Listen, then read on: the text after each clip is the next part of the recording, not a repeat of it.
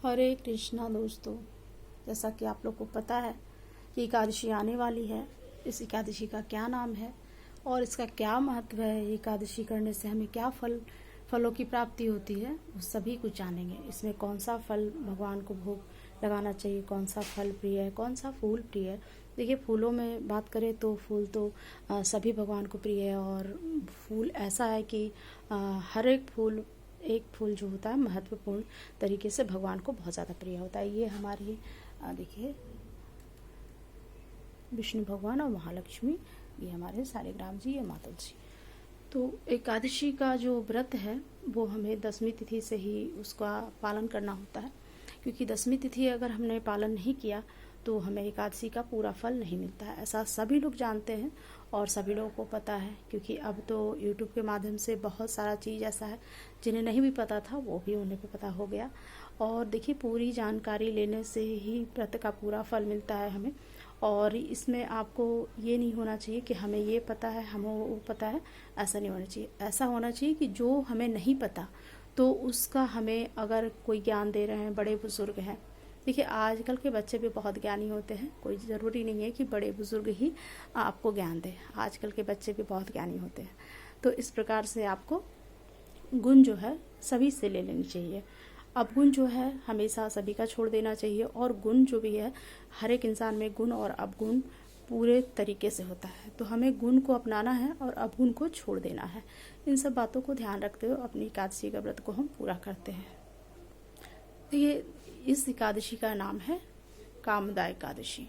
तो कामदा एकादशी से नाम से ही प्रतीत होता है कि हर एक कामना को पूर्ति करने वाला ये एकादशी हमें फल देता है। कि बहुत इंसान जब धरती पे आते हैं तो उनका बहुत सारी इच्छा, बहुत सारी कामना होता है। तो ये कामदा एकादशी जो ऐसा है कि जो हमें पूरे फल और जल्दी फल देने वाला एकादशी है। देखिए, हर एक एकादशी अपने आप में बहुत ही महत्वपूर्ण होता है और सभी एकादशी का महत्व अलग अलग होता है। तो जो भी एकादशी आप नहीं कर पा रहे हैं तो आप कुछ एकादशी जो आपसे हो पाता है वो कर सकते हैं। देखिए, आप एकादशी निराजली भी कर सकते हैं और फल खा के भी कर सकते हैं। ये पूरी तरीके से आप पे डिपेंड। जैसे आज दसवीं तिथि है, कल रामनवमी था, माता का पूजा था। तो दसवीं तिथि के दिन माता का विदाई किया जाता है। तो विदाई में हमें, जैसे आज दसवीं तिथि है तो रात्रि के समय 12 बज के कुछ 1 या 2 मिनट पे माता का भव्य आरती होता है, और भव्य आरती के साथ उनका पुष्पांजलि होता है। पुष्पांजलि कराने के बाद हमें माता का विदाई करना होता है। तो पुष्पांजलि में हमें बहुत सारे पुष्प, 8-9 तरह के पुष्प को रख लेना होता है। फल रख लेने होते हैं, जो माता को मीठा पान पसंद है वो रख लेने होते हैं, और उससे माता को भोग लगाना होता है। तो रात को 12 बजे हमें माता का जो है अच्छे से श्रृंगार करने के बाद उन्हें जो खोइछा भरना होता है उसे भरने के बाद हमें माता का पुष्पांजलि करना होता है। देखिए, बहुत सारा पूजा ऐसा होता है दोस्तों कि हम पूजा करते हैं पर हमें पूरा विधि नहीं पता होता है, ठीक है। और एकादशी जो है, आप देखिए इस प्रकार से आप तस्वीर भी ला के कर सकते हैं, और विग्रह भी, ये हमारा पीतल का विग्रह, इसे भी कर सकते हैं। अगर नहीं है तो आप सालिग्राम जी को भी एकादशी के दिन पूजा, सालिग्राम जी का पूजा तो होता ही है, लेकिन अगर विग्रह नहीं है तो उस ऑप्शन में आपको सालिग्राम जी की पूजा भी कर सकते हैं।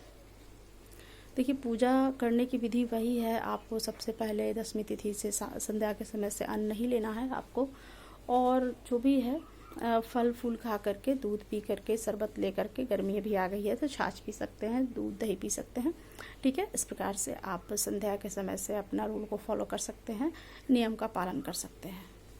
तो दसवीं तिथि से संध्या के समय से ही नियम का पालन करते हुए हम एकादशी का व्रत को अपना आरंभ करते हैं।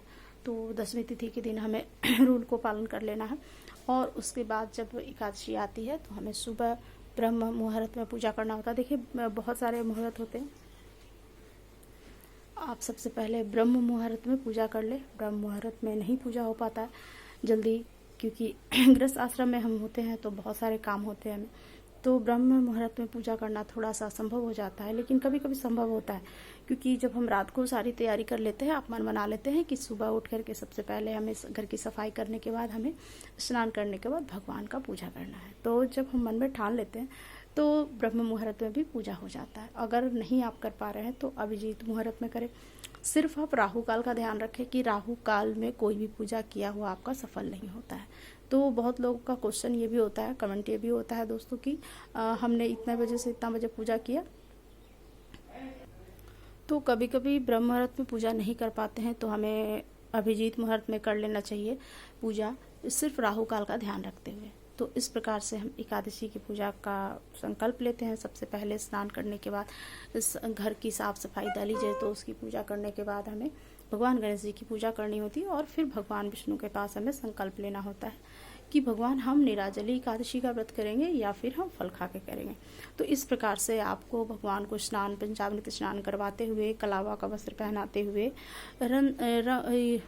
रोली, चंदन, धूप, गंध, नौवेद, पंचोपचार से हमें पूजा करनी होती है। तो पंचोपचार से पूजा करते हुए हमें धूप गंध से छोटा सा हवन करते हुए हमें भगवान की पूजा करनी है। उसके बाद हमें कथा सुननी है और कथा सुनने के बाद हमें संकल्प लेना है। तो इस प्रकार से हमें दक्षिणा चढ़ाना है, दान के लिए कुछ सामान निकालना है, पैसे निकाल सकते हैं, कपड़े निकाल सकते हैं। अभी देखिए गर्मी आ गया तो मीठा जल निकाल सकते हैं, सादा जल निकाल सकते हैं, ठंडा जल निकाल सकते हैं, जो ठंडे फल होते हैं वो निकाल सकते हैं। आप पंडित जी को दान करें और ज़रूरतमंद को दान करें। देखिए दान से ही आपका पूजा जो है पूर्ण होता है, वरना पूजा पूरी तरीके से पूर्ण नहीं होता है। तो किसी भी पूजा में हमें बहुत छोटी छोटी बारीकी जो होती है उसे ध्यान रखते हुए हमें अपनी पूजा को पूर्ण करना होता है। तो जो दिलीप थे राजा, भगवान ने पूछा युधिष्ठिर से, युधिष्ठिर ने पूछा प्रभु श्री कृष्ण से, माधव केशव से कि प्रभु ऐसा कौन सा व्रत है जिसे करने से हमें सभी मनोकामनाओं की पूर्ति होती है और बहुत जल्दी फल देने वाला होता है, वो हमसे आप कहें। तब भगवान ने कहा कि युधिष्ठिर सुनो, एक बार का समय है कि जो राजा दिलीप थे उन्होंने गुरु वशिष्ठ से यही सवाल पूछा था कि भगवान आप महात्मा बताएं कि ऐसा कौन सा व्रत है जिसे करने से हमें मेरी मनोकामना की पूर्ति होती है और जो मनचाहा मनोकामना है उसका फल मिलता है, तो आप मुझसे कहें। श्री कृष्ण आगे बताते हैं कि प्राचीन काल में एक रत्नपुर नामक एक राज्य था, उसमें राजा राज करते थे। वहाँ का राजा का जो नाम था पुंडलिक। तो राजा राज करते थे, बहुत ही अच्छे राजा थे वो, बहुत ही ऐश्वर्य और बहुत ही भव्य, हर तरीके से निपुण और हर चीज़ में माहिर वो राजा था। उनके दरबार में अक्सर संगीतकार और बहुत सारे अप्सराएं आकर के नृत्य अच्छे गान किया करते थे। उनके राज्य में ललित और ललिता नामक दो पति पत्नी निवास करते थे।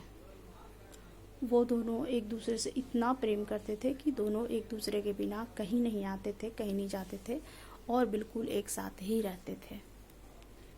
एक बार ऐसे ही संगीतकार ललित जो था वो संगीत प्रस्तुत कर रहा था, लेकिन वहाँ पे उसकी पत्नी ललिता जो थी उपस्थित नहीं थी और संगीत करते करते उसे अपनी पत्नी का याद आ गया, ललिता का।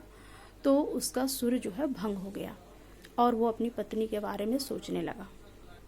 उसी समय एक जहरीला नाग जो था ललित का जो गान है वो ध्यान पूर्वक सुन रहा था और जैसे ही वो उसका ध्यान भंग हुआ और संगीत भंग हुआ, वैसे उसने जाके राजा को कहा कि ललित जो है आपका अपमान कर रहा है और ये देखिए आपका अपनी पत्नी के मतलब पत्नी नहीं उपस्थित है, उसमें वो पत्नी के ध्यान में आपका अपमान किया है। और इस प्रकार से उसने राजा को भड़काया। तब राजा को सुन के बहुत क्रोध आया और उसने ललित को वहीं पे श्राप दिया कि तुम राक्षस योनि में चले जाओगे। और ये श्राप सुनते हुए ललित है जो महाराक्षस के रूप में परिवर्तित हो जाता है और वो वन में भटकने लगता है। वो इतना भयानक राक्षस बन जाता है कि उसके मुख से जो है अग्नि निकल रही थी और सभी लोग त्राही त्राही कर रहे थे, सभी इधर उधर भाग रहे थे। उसके बाद वो ललित जो था राक्षस रूप में वो वहाँ से छोड़ करके अब वन को चला गया, जंगल को चला गया और वहीं अपना गुजर बसर करने लगा। फिर उसकी पत्नी जो थी वो जा कर के देखने लगी कि मेरा पति कहाँ है, क्योंकि वो व्याकुल हो गई कि इस योनि से हम अपने पति को कैसे छुड़ाएंगे। और वो वन वन भटकने लगी। भटकते भटकते एक दिन एक वन में पहुंची। वहाँ पे कुछ ऋषि जो थे वो तप कर रहे थे, और उसकी पत्नी जंगल में भटकते भटकते एक आश्रम दिखा उसे, तो वो आश्रम में पहुंची। और वहाँ पे जो थे वो महात्मा श्रृंग ऋषि जो थे वो वहाँ पे अपना तप कर रहे थे। तो वो उसे रोने की आवाज़ आई महात्मा को। तो उसने कहा कि पुत्री तुम क्यों रो रही हो।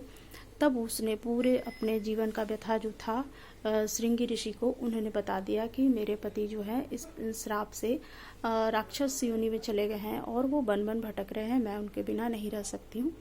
तब ऋषि ने कहा कि देखो पुत्री, अभी जो है,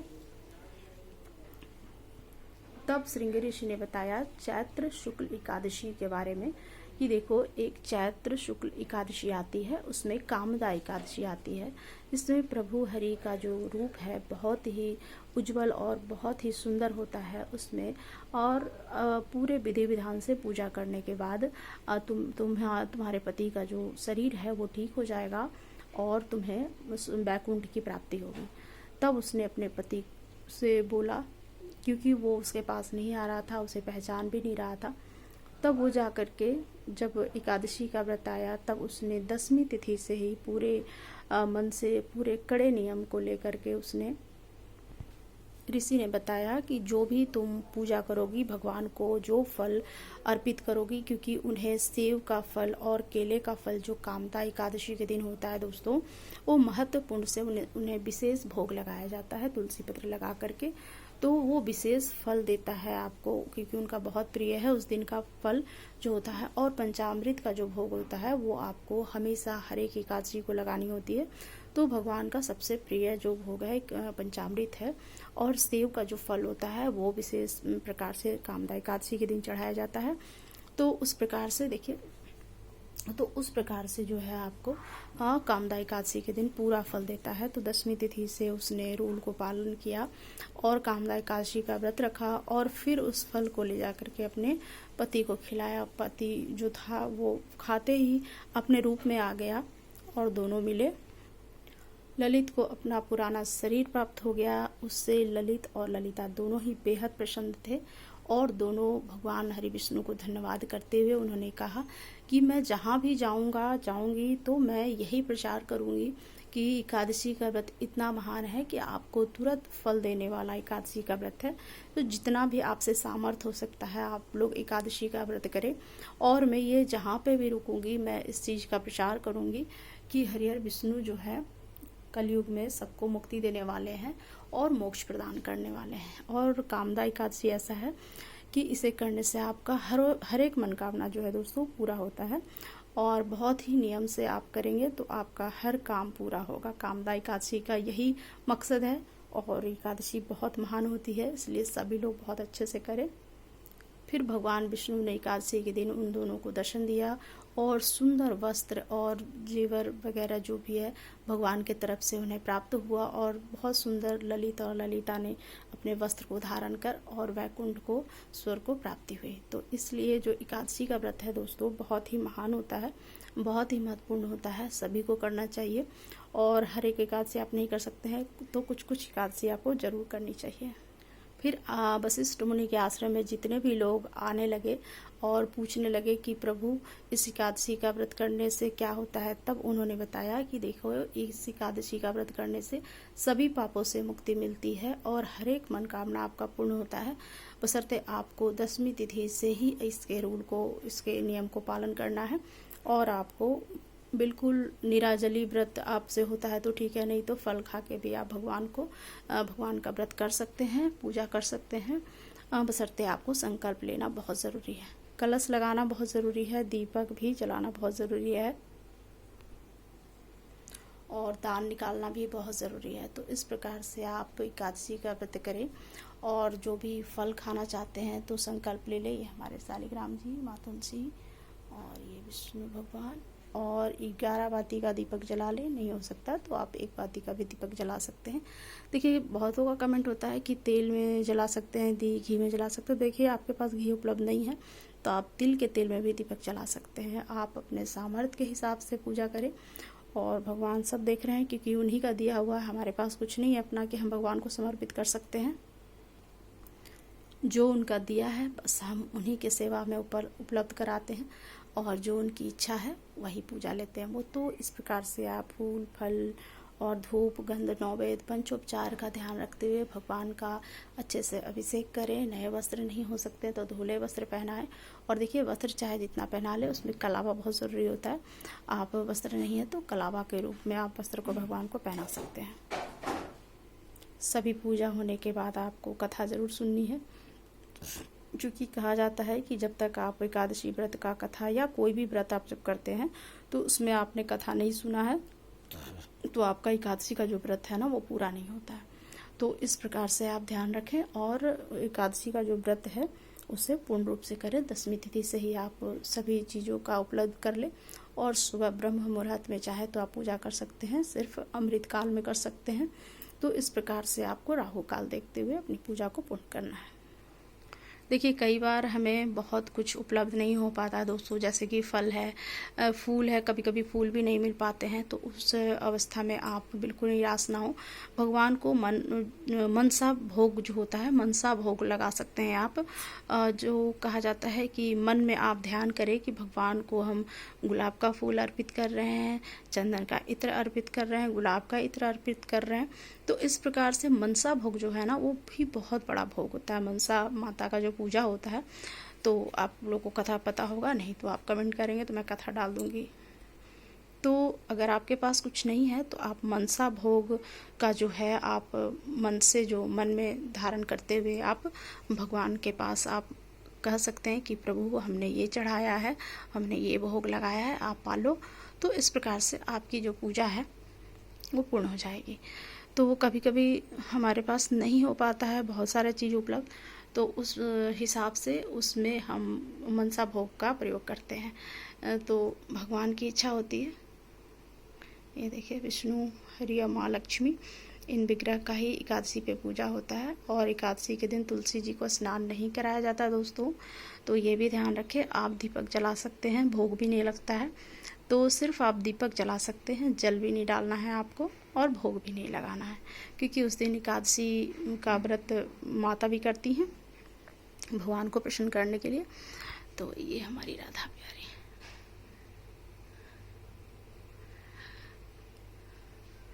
तो इस प्रकार से कथा ज़रूर सुने और छोटा सा होम ज़रूर करें।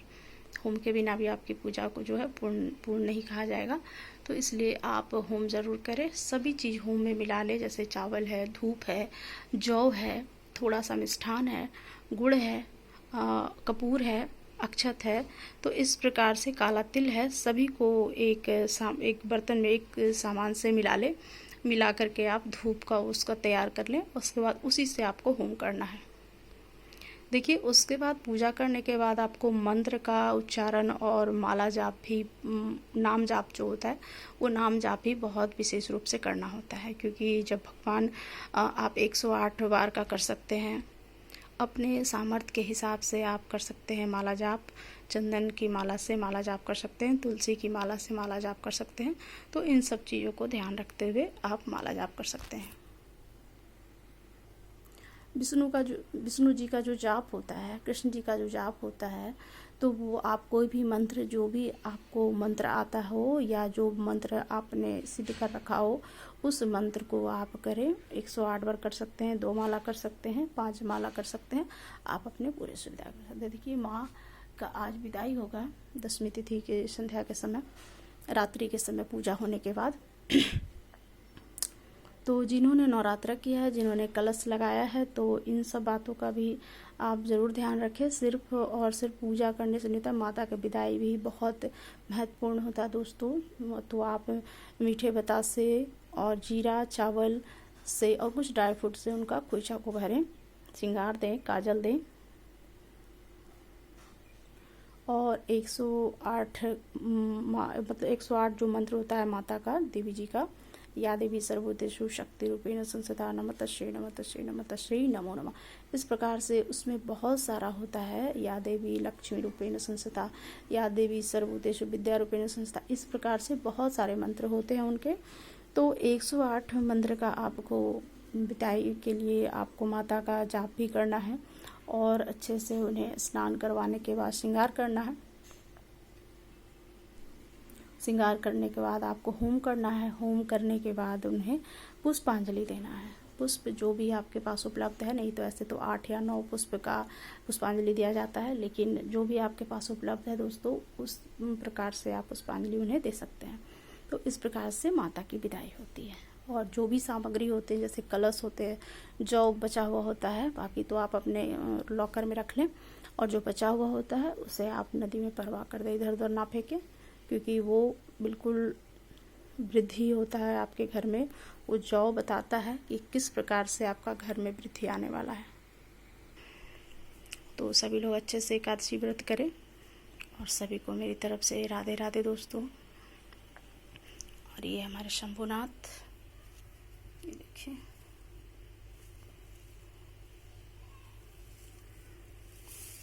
ये मेरी माँ पार्वती,